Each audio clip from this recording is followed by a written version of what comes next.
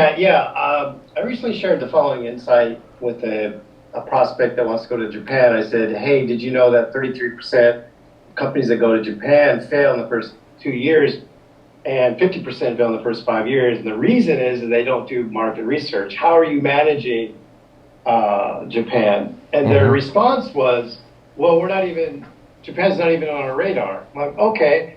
But what was interesting is when I kept the conversation going, it ended up Japan was on their radar. So it's like they started sharing all this stuff. And so if I had done this 6 months ago, I probably would have said, oh, okay, sorry, and not have followed up. And I kept asking questions. So I just like, it's not a question, but just like your feedback on that. You're absolutely on the right track. And Chris, one thing too that I want you to try the next time you do this, just to even see if we can tighten it up even more, let's take out the reason is.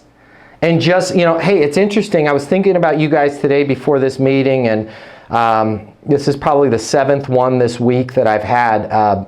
Really startling statistic, 33% of US-based companies that attempt to enter Japan end up failing.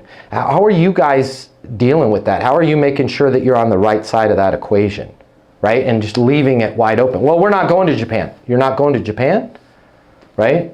Well, I mean, not right now. When you say not right now, when are you thinking about it, right? And then, because when we say, and the reason is, then it can be perceived as it's like a lecture or a sales pitch. But if I just go, hey, 33% fail, how are you dealing with that? Well, and then that opens the door for them to go, well, why do you think they fail? I've got a few ideas, right? Now, if you did the research, they would say marketing, but I think it's several steps even before marketing. I kind of have a soft spot in my heart for marketing. I think they get blamed for a lot of stuff that they didn't have to do. And a lot of times it's just structurally, culturally, a lot of those companies, before they even threw that rock over their shoulder to marketing, they were way off base.